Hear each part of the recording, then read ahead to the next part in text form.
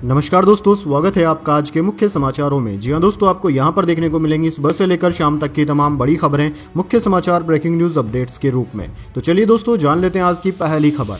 भारत पर किसी भी समय स्ट्राइक कर सकता है चाइना, अमेरिका के पूर्व खुफिया अधिकारी का दावा, वजह भी बताई। जी हां दोस्तों, अमेरिका के पूर्व मरीन इंटेलिजेंस अधिकारी ग्रांट न्यूशाम ने भारत को चीन और उसके इरादों पर भरोसा न करने की चेतावनी दी है। न्यूशाम का कहना है कि जब सबकी नजरें ताइवान पर हैं तो चीन किसी दूसरे देश पर हमला कर सकता है, शायद भारत पर। उन्होंने कहा कि भारत को इसके लिए पहले से चेतावनी देना जरूरी है। दरअसल दोस्तों, न्यूशाम ने मीडिया से बात करते हुए कहा कि चूंकि चीनी राष्ट्रपति शी जिनपिंग अपनी सेना में बदलाव कर रहे हैं, इसलिए वे उनका टेस्ट करना चाहेंगे। इसी वजह से जब पूरी दुनिया सांस रोककर ताइवान को देख रही है तो जिनपिंग इसके बजाय भारत पर हमले करने का फैसला कर सकते हैं। चलिए दोस्तों, जान लेते हैं अगली खबर। राहुल गांधी ने पूर्व सेना अध्यक्ष नरवणे की किताब दिखाई, बोले प्रधानमंत्री को दूंगा। केंद्रीय मंत्री को गद्दार बताया, बिट्टू ने कहा देश के दुश्मनों से लेना देना नहीं। दरअसल दोस्तों, आर्मी चीफ एम नरवणे की जिस किताब को लेकर संसद में 2 दिन से हंगामा हो रहा है, राहुल गांधी बुधवार को वही किताब लेकर संसद पहुंचे। उन्होंने कहा कि अगर आज प्रधानमंत्री आए तो उन्हें यह किताब दूंगा। राहुल ने किताब का वह पेज खोलकर दिखाया जिसमें लिखा है कि प्रधानमंत्री ने आर्मी चीफ से कहा था कि जो उचित समझो वह करो। राहुल गांधी ने कहा कि सरकार और रक्षा मंत्री कह रहे हैं कि किताब का अस्तित्व नहीं है, देखिए यह रही किताब। वहीं दोस्तों, राहुल गांधी ने कहा कि मुझे नहीं लगता कि प्रधानमंत्री आज लोकसभा में आने की हिम्मत करेंगे। अगर प्रधानमंत्री आते हैं तो मैं खुद उन्हें जाकर यह किताब सौंपूंगा ताकि वे इसे पढ़ सके और देश को इसके बारे में पता चल सके। चलिए दोस्तों, जान लेते हैं अगली खबर। एसआईआर पर ममता बनर्जी बोली, इलेक्शन कमीशन बंगाल को निशाना बना रहा, नाम मिसमैच पर दिए नोटिस वापस लिए जाएं। पहली बार किसी सीएम ने सुप्रीम कोर्ट में दलील दी। जी हां दोस्तों, सुप्रीम कोर्ट ने बुधवार को पश्चिम बंगाल में स्पेशल इंसेंटिव रिवीजन मामले पर सुनवाई की, जहां राज्य की मुख्यमंत्री ममता बनर्जी भी वकीलों के साथ मौजूद रही। उन्होंने आरोप लगाया कि पश्चिम बंगाल चुनाव आयोग के निशाने पर है। जो काम 2 साल में होना था उसे 3 महीने में करवाया जा रहा है। सुनवाई के दौरान सीजेआई सूर्यकांत की बेंच ने कहा कि असली लोग चुनावी सूची में बने रहने चाहिए। ममता की याचिका पर बेंच ने चुनाव आयोग और पश्चिम बंगाल के मुख्य चुनाव अधिकारी से 9 फरवरी तक जवाब मांगा है। वहीं दोस्तों, सुप्रीम कोर्ट के इतिहास में यह पहला मौका था जब किसी राज्य के मौजूदा मुख्यमंत्री ने कोर्ट में पेश होकर अपनी दलीलें रखी। मुकदमों में आमतौर पर मुख्यमंत्री के वकील या फिर सलाहकार ही पेश होते हैं। चलिए दोस्तों, जान लेते हैं अगली खबर। मणिपुर में 1 साल के बाद राष्ट्रपति शासन हुआ खत्म। आज सीएम पद की शपथ लेंगे वाई खेमचंद सिंह। जी हां दोस्तों, करीब 1 साल बाद हिंसा प्रभावित मणिपुर में राष्ट्रपति शासन हटा लिया गया है, जिससे राज्य में नई निर्वाचित सरकार के गठन का रास्ता साफ हो गया। केंद्रीय गृह मंत्रालय ने बुधवार को अधिसूचना जारी कर तत्काल प्रभाव से राष्ट्रपति शासन को समाप्त करने की घोषणा की है। यह फैसला नए मुख्यमंत्री के शपथ ग्रहण से कुछ घंटे पहले लिया गया। दरअसल दोस्तों, भारतीय जनता पार्टी ने पुष्टि की है कि एनडीए विधायक दल के नेता वाई खेमचंद सिंह बुधवार शाम 6 बजे मणिपुर के मुख्यमंत्री पद की शपथ लेंगे। चलिए दोस्तों, आगे बढ़ते हैं। T20 वर्ल्ड कप से पहले ईशान किशन ने लगाई आईसीसी रैंकिंग में 32 पायदान की लंबी छलांग, पाकिस्तानी बना नंबर 1 ऑलराउंडर। जी हां दोस्तों, पाकिस्तान के ओपनर सैम अयूब ने शानदार हालिया प्रदर्शन का पूरा फायदा उठाते हुए ICC men's T20 international allrounder ranking में टॉप पोजीशन हासिल कर ली है। ऑस्ट्रेलिया के खिलाफ घरेलू सरजमी पर खेली गई 3 मैचों की T20I सीरीज में 3-0 से मिली जीत के बाद सैम अयूब नंबर 1 बन गए हैं। उन्होंने जिम्बाब्वे के अनुभवी खिलाड़ी सिकंदर रजा को पीछे छोड़ दिया। दरअसल दोस्तों, आपको बता दें, 23 वर्षीय सैम अयूब ने ऑस्ट्रेलिया के खिलाफ सीरीज में 119 रन बनाए और 3 विकेट भी हासिल किए। ICC men's T20 world cup के आगाज से ठीक पहले आई यह रैंकिंग पाकिस्तान के लिए बड़ी राहत मानी जा रही है। साथ ही दोस्तों, इस रैंकिंग में ईशान किशन को भी जबरदस्त फायदा मिला। वे 32 पायदान की छलांग लगाकर सीधे 32वें नंबर के T20 बल्लेबाज बन गए हैं। अभिषेक शर्मा 917 रेटिंग पॉइंट्स के साथ नंबर 1 बल्लेबाज बने हुए हैं। तिलक वर्मा 1 पायदान की गिरावट के साथ नंबर 4 पर काबिज है। सूर्य कुमार यादव को भी 1 पायदान का फायदा हुआ और वो 728 रेटिंग पॉइंट्स के साथ 6ठे नंबर के T20 बल्लेबाज बन गए हैं। चलिए दोस्तों, जान लेते हैं अगली खबर। एलन मस्क 850 बिलियन डॉलर संपत्ति वाले दुनिया के पहले इंसान बने। एक दिन में 7 लाख करोड़ रुपए बढ़े। भारत के टॉप 40 अमीरों से ज्यादा है वेल्थ। जी हां दोस्तों, दुनिया के सबसे अमीर शख्स एलन मस्क की कुल संपत्ति 850 बिलियन डॉलर यानी कि करीब 77 लाख करोड़ रुपए का आंकड़ा पार कर गई है। एक दिन में उनकी नेटवर्थ में 84 बिलियन डॉलर यानी कि 7 लाख करोड़ रुपए का इजाफा हुआ है। फोर्ब्स के अनुसार मस्क अब इतिहास के सबसे अमीर व्यक्ति बन गए हैं। मस्क की संपत्ति में यह बढ़ोतरी उनकी रॉकेट बनाने वाली कंपनी स्पेस एक्स और आर्टिफिशियल इंटेलिजेंस स्टार्टअप XAI के मर्जर की वजह से हुई है। दोस्तों, सिर्फ 4 महीनों में एलन मस्क की नेटवर्थ 70% बढ़ गई है। अक्टूबर 2025 में यह 500 बिलियन डॉलर पर पहुंची थी। अब उनकी नेटवर्थ पाकिस्तान पाकिस्तान, श्रीलंका, बांग्लादेश और नेपाल की जीडीपी से ज्यादा है। ये भारत के टॉप 40 सबसे अमीरों की कुल वेल्थ से भी ज्यादा है। चलिए दोस्तों जान लेते हैं अगली खबर। एमपी, यूपी, बिहार समेत 7 राज्यों में घना कोहरा। अंबाला, कानपुर, बरेली, ग्वालियर में विजिबिलिटी 0। दिल्ली में 40 किलोमीटर प्रति घंटे की रफ्तार से आंधी चलने का है अलर्ट। जी हाँ दोस्तों, देश के उत्तरी राज्यों पंजाब, हरियाणा, राजस्थान, दिल्ली, यूपी, बिहार, उत्तराखंड, हिमाचल और जम्मू कश्मीर में मौसम लगातार सर्द बना हुआ है। बर्फबारी के बाद उत्तराखंड, हिमाचल प्रदेश और जम्मू कश्मीर के सभी जिलों में तापमान 10 डिग्री से नीचे रिकॉर्ड किया गया।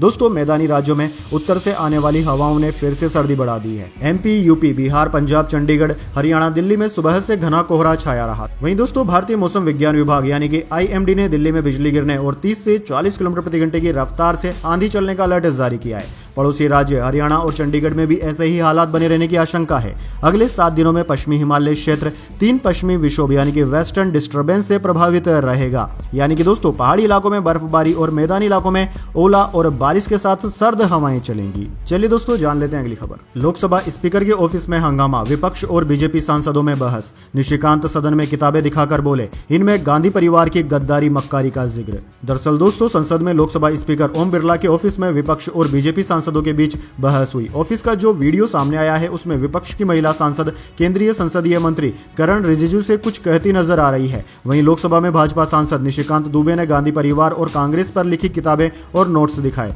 उन्होंने कहा कि इन किताबों में गांधी परिवार और कांग्रेस परिवार की मक्कारी, गद्दारी, भ्रष्टाचार और अय्याशी का जिक्र है। दोस्तों, आज फिर चेयर की तरफ विपक्षी सांसदों ने पेपर उड़ाए। विपक्ष के हंगामे के कारण दोपहर 2 बजे शुरू हुई कार्यवाही केवल 8 मिनट ही चल सकी। लोकसभा शाम 5 बजे तक स्थगित कर दी गई। चलिए दोस्तों जान लेते हैं अगली खबर। राहुल गांधी ने गद्दार दोस्त कहा तो केंद्रीय मंत्री बिट्टू ने देश का दुश्मन कहा। संसद के गेट पर दोनों भिड़े। जी हाँ दोस्तों, संसद में आज एक अलग नजारा देखने को मिला। जब संसद के मकर द्वार पर कांग्रेस सांसद हाथों में तख्तियां लेकर प्रदर्शन कर रहे थे तो राहुल गांधी और केंद्रीय मंत्री रवनीत सिंह बिट्टू का आमना सामना हुआ और जुबानी जंग देखने को मिली। इस दौरान जहां राहुल गांधी ने कांग्रेस सांसदों की तारीफ की तो वहीं केंद्रीय मंत्री रवनीत सिंह बिट्टू को गद्दार दोस्त बताया। वीडियो में दिख रहा है कि राहुल गांधी बिट्टू की तरफ हैंड शेक करने के लिए हाथ बढ़ा रहे हैं, लेकिन बिट्टू हाथ आगे नहीं बढ़ाते। गद्दार दोस्त वाले कमेंट पर बिट्टू ने भी तुरंत पलटवार दिया और कहा कि उनका देश के दुश्मनों से कोई लेना देना नहीं है। चलिए दोस्तों जान लेते हैं अगली खबर। लीबिया के पूर्व तानाशाह गद्दाफी के बेटे की हत्या, घर में घुसकर गोली मारी, चुनाव लड़ने की तैयारी कर रहे थे। जी हां दोस्तों, लीबिया के पूर्व तानाशाह मुअम्मर गद्दाफी के बेटे सैफ अल इस्लाम गद्दाफी की मंगलवार को गोली मारकर हत्या कर दी गई। लीबियाई न्यूज चैनल के अनुसार जिंटान शहर में उनके घर पर 4 हमलावरों ने हमला कर दिया और उन्हें मार डाला। सैफ अल इस्लाम गद्दाफी के वकील खालिद अल जैदी और राजनीतिक सलाहकार अब्दुल्ला ओथमान ने सोशल मीडिया पोस्ट के जरिए उनकी मौत की जानकारी दी है। चलिए दोस्तों जान लेते हैं अगली खबर। आरबीआई मॉनेटरी पॉलिसी कमेटी की मीटिंग आज से हुई शुरू। ब्याज दरों में कटौती की उम्मीद कम, अभी रेपो रेट 5.25% पर। जी हाँ दोस्तों, रिजर्व बैंक ऑफ इंडिया यानी कि आरबीआई की मॉनेटरी पॉलिसी कमेटी MPC की कमेटी की मीटिंग 4 फरवरी से शुरू हो रही है। ये मीटिंग 6 फरवरी तक चलेगी और इसी दिन इसमें लिए गए सभी फैसलों का ऐलान किया जाएगा। दरअसल दोस्तों, एक्सपर्ट्स के अनुसार इस मीटिंग में ब्याज दरों में कटौती की कम ही उम्मीद है। इससे पहले दिसंबर में हुई मीटिंग में रेपो रेट में 0.25% की कटौती करके इसे 5.25% कर दिया गया था। चलिए दोस्तों जान लेते हैं अगली खबर। राहुल गांधी झूठ की दुकान और भ्रम की मशीन बन गए हैं, आज तक से बोले कृषि मंत्री शिवराज सिंह चौहान। जी हां दोस्तों, केंद्रीय कृषि मंत्री शिवराज सिंह चौहान ने कांग्रेस नेता राहुल गांधी पर तीखा हमला बोला। आज तक से बातचीत में उन्होंने कहा कि राहुल गांधी अब झूठ की दुकान और भ्रम की मशीन बन चुके हैं। उन्होंने आरोप लगाया कि मोदी सरकार के विरोध में इतने अंधे हो गए हैं कि अब देश का ही विरोध कर रहे हैं। शिवराज सिंह चौहान ने भारत अमेरिका के बीच हुई ट्रेड डील पर राहुल गांधी के बयानों को खारिज करते हुए कहा कि प्रधानमंत्री नरेंद्र मोदी ने कहा था कि देश नहीं झुकने दूंगा, तो उन्होंने देश को झुकने नहीं दिया। हमने डेयरी और अनाज को पूरी तरह सुरक्षित रखा है। ऐसा कोई समझौता नहीं हुआ है जिससे देश को नुकसान हो, उल्टा इस टैरिफ से देश में किसानों को फायदा होगा। चलिए दोस्तों जान लेते हैं अगली खबर। क्रिकेट के 73 नियम बदले, 1 अक्टूबर से लागू होंगे। टेस्ट में दिन के आखिरी ओवर में विकेट गिरा तो नया बैट्समैन आएगा, लेमिनेटेड बैट को मंजूरी मिली।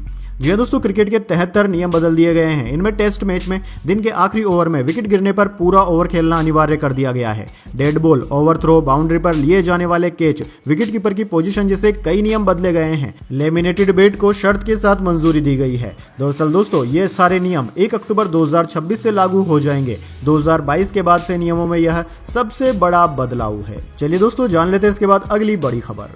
धोनी बोले, भारत की यह टीम सबसे खतरनाक। रोहित शर्मा विराट कोहली के लिए कहा, उम्र पैमाना नहीं, उससे सबसे ज्यादा नफरत। जी हाँ दोस्तों, महेंद्र सिंह धोनी ने टी20 वर्ल्ड कप से पहले मौजूदा भारतीय टीम की जमकर तारीफ की है, लेकिन साथ ही खिलाड़ियों को बाहरी हालात को लेकर सतर्क रहने की सलाह भी दी है। टीम इंडिया के पूर्व कप्तान ने साफ कहा कि विराट कोहली और रोहित शर्मा को वर्ल्ड कप खेलना चाहिए, क्योंकि उनके लिए उम्र कभी भी मापदंड नहीं हो सकती। भारत टी20 वर्ल्ड कप का डिफेंडिंग चैंपियन है और टूर्नामेंट की शुरुआत 7 फरवरी से होने जा रही है। इसी बीच दोस्तों, क्रिकेट कमेंटेटर जतिन सप्रभु ने इंस्टाग्राम पर एक वीडियो पोस्ट किया। इस वीडियो में धोनी एक कार्यक्रम के दौरान कहते नजर आ रहे हैं कि भारतीय टीम इस समय दुनिया की सबसे खतरनाक टीमों में से एक है। चलिए दोस्तों, जान लेते हैं इसके बाद अगली बड़ी खबर, लेकिन उससे पहले मेरी आपसे एक छोटी सी रिक्वेस्ट है। अगर दोस्तों आपको अभी तक हमारी न्यूज पसंद आई है तो एक छोटा सा लाइक जरूर दे दीजिए। चलिए आगे बढ़ते हैं। सेंसेक्स 89 अंक बढ़कर 83,818 पर बंद। निफ्टी भी 48 अंक चढ़ा। ऑटो और एनर्जी शेयर्स में रही खरीदारी।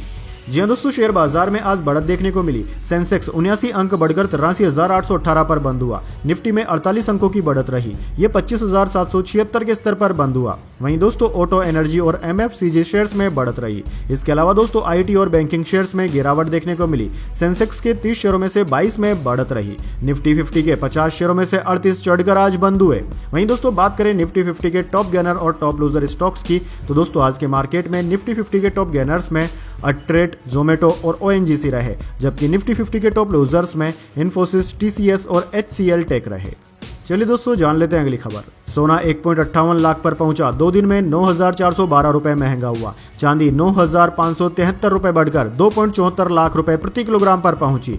2 दिन में दाम 14,038 रुपए बढ़े। जी हाँ दोस्तों, सोने और चांदी के दाम में एक बार फिर बढ़त देखने को मिली है। Indian Boolean and jewellers association के अनुसार आज सराफा बाजार में 10 ग्राम 24 कैरेट सोने का भाव 6,629 रुपए बढ़कर 1,58,158 पर आ गया। इससे पहले ये 1,51,529 रुपए पर था।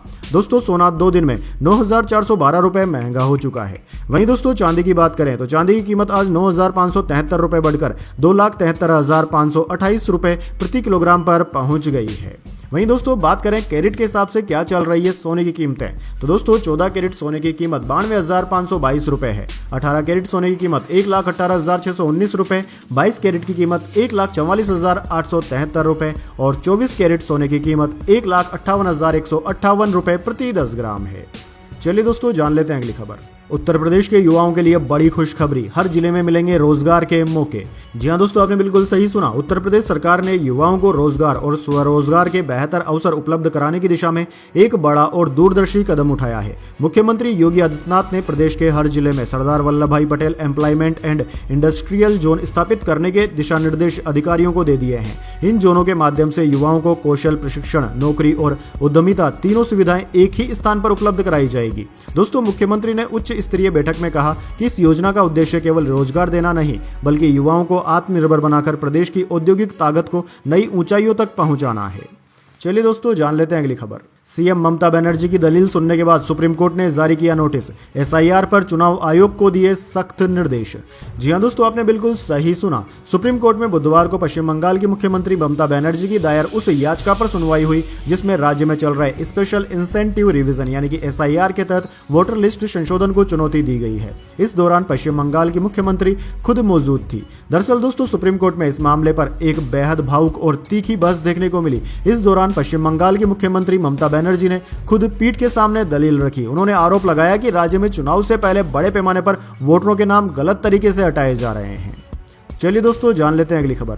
पहली बार 83 हिमालय चोटियां सभी के लिए खुली। भारतीयों के लिए फीस शून्य, विदेशियों को 80,000 तक की छूट मिलेगी। जी हां दोस्तों, उत्तराखंड सरकार ने साहसिक पर्यटन को बढ़ावा देने के लिए गढ़वाल और कुमाऊं हिमालय की 83 प्रमुख पर्वत चोटियों को पहली बार सभी पर्वतारोहियों के लिए खोल दिया है। इस फैसले के साथ भारतीय पर्वतारोहियों को इन चोटियों पर चढ़ाई के लिए लगने वाली सभी सरकारी फीस पूरी तरह माफ भी कर दी गई है, जिससे अब पर्वतारोहण पहले की तुलना में आसान और सस्ता हो गया है। दोस्तों, इस फैसले के तहत 5,700 मीटर से 7,756 मीटर ऊंचाई तक की 83 चोटियां खोली गई है। इनमें कामेट, नंदा देवी, चौखंबा, त्रिशूल, संतोपत, शिवलिंग और पंचाचूल जैसी प्रतिष्ठित सीकर भी शामिल है। चलिए दोस्तों, जान लेते हैं अगली बड़ी खबर। अब आईफोन भी होगा बीच में से फोल्ड। सैमसंग फ्लिप को टक्कर देने की तैयारी में है एप्पल। जी हां दोस्तों, पिछले कई सालों से टेक इंडस्ट्री में एक सवाल लगातार घूम रहा है, क्या एप्पल कभी फोल्डेबल आईफोन लेकर आएगा? सैमसंग, मोटोरोला और ओप्पो जैसे ब्रांड्स इस फॉर्म फैक्टर में काफी आगे निकल चुके हैं, लेकिन एप्पल हमेशा की तरह इस पूरे मामले पर चुप रहा है। अब जो नई रिपोर्ट सामने आ रही है उनसे साफ संकेत मिल रहे हैं कि एप्पल भी आखिरकार क्लैमशेल स्टाइलिश फोल्डेबल आईफोन यानी कि फ्लिप फोन जैसे डिजाइन पर काम कर रहा है। यानी कि दोस्तों जल्द ही आपको एप्पल का भी मुड़ने वाला फोन देखने को मिल जाएगा। चलिए दोस्तों जान लेते हैं अगली बड़ी खबर। चीनी राष्ट्रपति जिनपिंग ने अपने 23 भरोसेमंद जर्नल हटाए, इनमें से कई लापता। एक्सपर्ट बोले चीनी राष्ट्रपति जरूरत से ज्यादा शक करने लगे हैं। जी हाँ दोस्तों, चीन की सेना में बीते 3 सालों में ऐसा बदलाव हुआ है जो देश के इतिहास में पहले कभी नहीं देखा गया। दरअसल दोस्तों 2023 की शुरुआत में चीन के पास कम से कम 30 जनरल और एडमिरल थे जो अलग अलग खास विभागों और थिएटर कमांड की कमाल संभाल रहे थे। इनमें से लगभग सभी या तो बाहर कर दिए गए हैं या फिर वे अचानक से गायब हो गए हैं। न्यूयॉर्क टाइम्स की जांच में केवल 7 ऐसे जनरल मिले हैं जो अब भी एक्टिव नजर आ रहे हैं। कई अधिकारी सार्वजनिक रूप से दिखना बंद हो गए हैं। आधुनिक चीन के इतिहास में इतनी बड़ी उथल पुथल पहले कभी नहीं देखी गई। चलिए दोस्तों जान लेते हैं अगली खबर। महिला सफाई कर्मचारी की ईमानदारी से प्रभावित हुए रजनीकांत, घर बुलाकर सोने की चेन पहनाकर किया सम्मानित।